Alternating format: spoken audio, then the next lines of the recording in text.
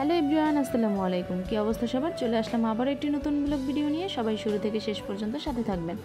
আর এটা হলো আমার বাবার বাড়ি। আমার বাবার বাড়িটা আপনাদের ঘুরিয়ে দেখাবো, আর তার সাথে কিছু টপিক নিয়ে কথা বলবো। টপিকগুলো যাদের ভালো না লাগবে তারা স্কিপ করতে পারেন, সমস্যা নেই। তো চলুন শুরু করা যাক।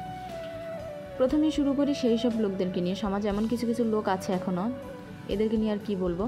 এরা মনে করে কি এদের টাকা পয়সা ধন সম্পত্তি আছে, এর মানে যারা নিম্নবিত্ত নিম্নবিত্ত তো বাদই দিলাম, যারা মধ্যবিত্ত তাদের মনে হয় কিছুই নাই। মানে তাদের একারই ধন সম্পদ টাকা পয়সা সবই আছে, শোনা গায় না, কি আর বলবো। এদের এত অহংকার যে কই থেকে আসে আমি জাস্ট এইটাই ভাবি মাঝে মধ্যে।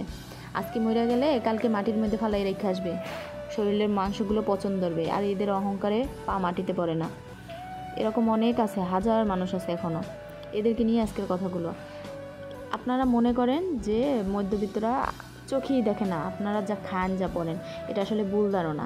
আমি যতটুকু মনে করি আমার দিক থেকে, আমার বাবা তো আমার ফ্যামিলি তো মধ্যবিত্ত। আমি বলি না যে আমরা বড়লোক, ঠিক আছে? আমি কখনোই এই কথা বলি না, আমরা মধ্যবিত্ত। হ্যাঁ, আমি আমার মধ্যবিত্ত ঘরের সন্তান, আমার বাবার একটা মাত্র মেয়ে। আমি আমার বাবাকে আমি দেখি, এখনও দেখি, আর আগেও দেখতাম। আমার বাবা যে কি বলে ওইটাকে ট্রে বলে না কি বলে, ফলের ওই যে জুড়িগুলো যেগুলো বাজারে নিয়ে বসে, ওটার নাম আমি শিওর বলতে পারলাম না। ওইটা এক ট্রে করে আমার বাবা আম নিয়ে আসতো। আমি যখন আমি তো বাড়িতে থাকতাম আমার দাদির সাথে, আমি যখন ঢাকায় যেতাম বছরে একবার আমার বাবার কাছে, তখন দেখতাম বাবা ওইটা করতো। বা বাড়িতে আসলে এইটা করতো। যে কোনো ফলের সিজনে ফল নিয়ে এসে বাসার সামনে আমার সামনে রাইখা দিত। আমার ফুপি থাকতো, মানে আমার বাসার সবাই থাকতো, দাদু থাকতো, আমি থাকতাম।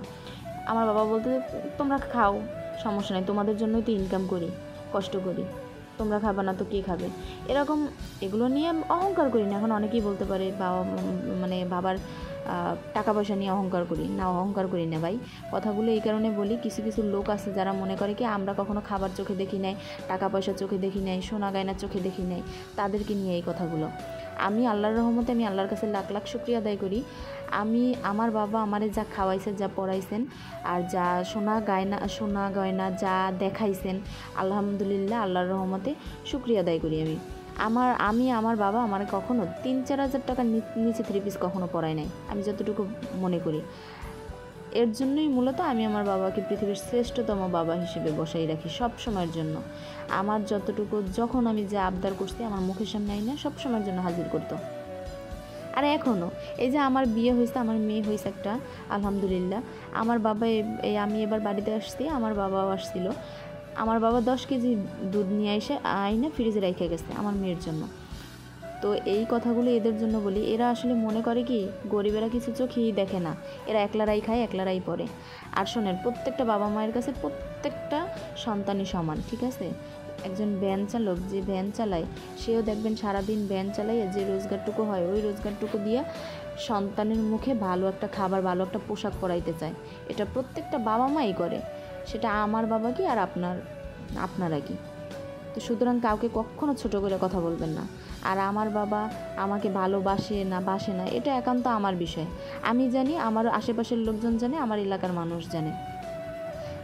আমার বাবা আমাকে ভালো যদি নাই বাসতেন, আমাকে 18-19 বছর লালন পালন করতো না, ঠিক আছে? আবার আমাকে এত এত জামা কাপড় সুন্দরতা পরাইতো না, এত ভালো ভালো দামি পোশাকের উপরে রাখতো না, ভালো খাবারের উপরে রাখতো না।